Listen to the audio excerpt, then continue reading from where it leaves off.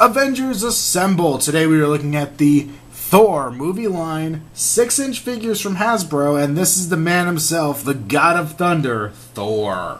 Now the Thor 6-inch figure line consisted of 3 figures, only one of them from the movie, which was this guy. We also got a comic Loki and a comic Thor. Comic Thor being very, very hard to find, it seems, because I haven't been able to track one down in quite a while. Now, the first thing I have to say about this Thor is they got the scale a little wrong. He's a big guy. Now, Chris Hemsworth is a big dude, but he's not going to look right next to your other figures. He's still within the realm of human height. If we bring in Iron Man, we can see he's a full head shorter than Thor. I don't think that is at all accurate to the movie one bit. Thor's one and only accessory is Mjolnir.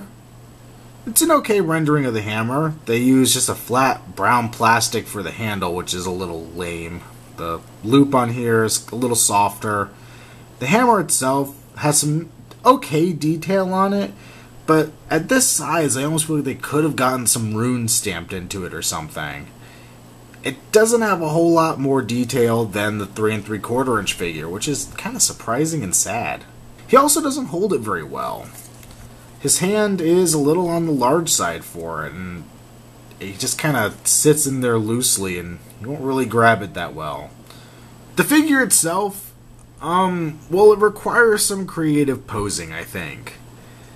Mostly from the face. You look at the face dead on, and he looks really bad.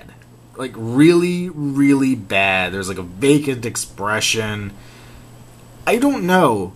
I'm not opposed to taking this guy and touching up the paint on him, but I'm not even sure what the heck is so wrong with that face.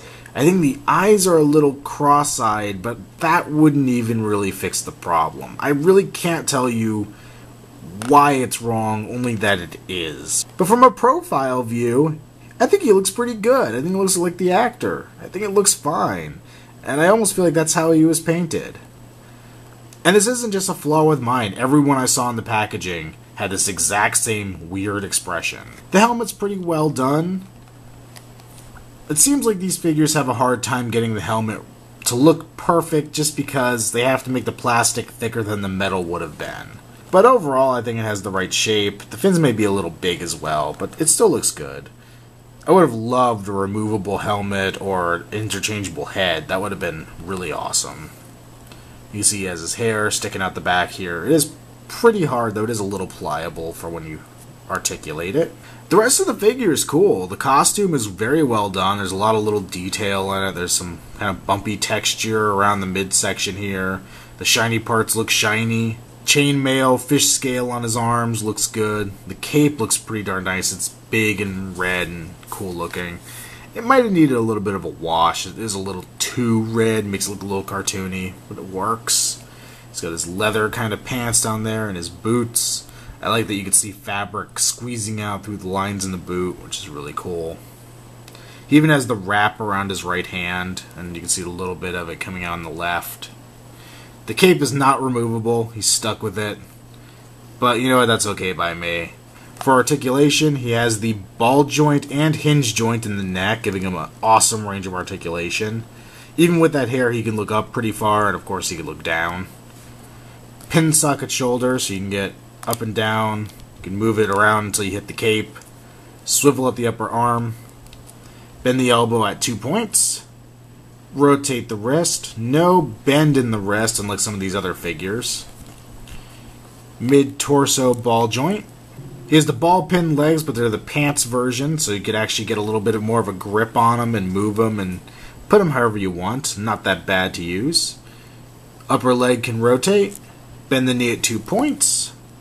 And bend and rotate the ankle. Overall, I think Thor is an alright figure. I wish the face was better. It really brings the figure down. And some other details probably could have been beefed up to make him better.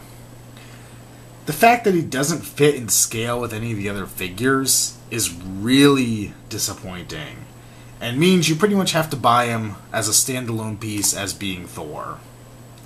So because of that, I'm going to not recommend him. I really wanted to recommend this figure, but I just can't. It's got too many flaws that just detract from it. This has been another Outside the Box review. Stay tuned as we continue to count down to Avengers.